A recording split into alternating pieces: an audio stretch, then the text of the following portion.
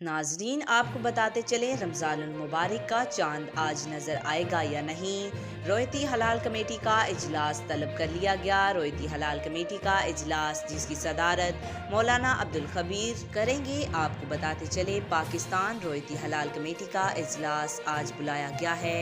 रोयती हलाल कमेटी का इजलास मौलाना अब्दुल खबीर रजा की ज़ेर सदारत किया जाएगा, जिसके अंदर उन्होंने पाकिस्तानी आवाम को भी चांद के देखने के हवाले से जो कॉल दी है, इसके मुतालिक बताया गया है कि रमजानुल मुबारक का चांद आज नजर आने के हवाले से इतलात हैं। रमज़ान के चांद की पैदाइश जो है वो साइंसी टेक्नोलॉजी के इस्तेमाल के हवाले से की जा रही है। आज दोपहर 3:30 पर चांद की पैदाइश हो जाएगी, लेकिन इसके नज़र आने के हवाले से जो अमकान है वो आज 10 मार्च के हवाले से 10 मार्च की शब जो है खासे कम नज़र आते हैं, लेकिन चांद को देखा जाएगा।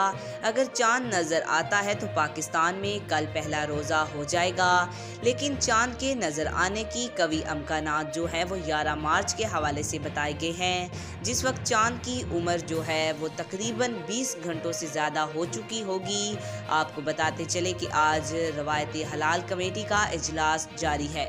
आज तक के लिए इतना ही। मज़ीद ऐसी मालूमाती वीडियो देखने के लिए हमारे चैनल को सब्सक्राइब करें।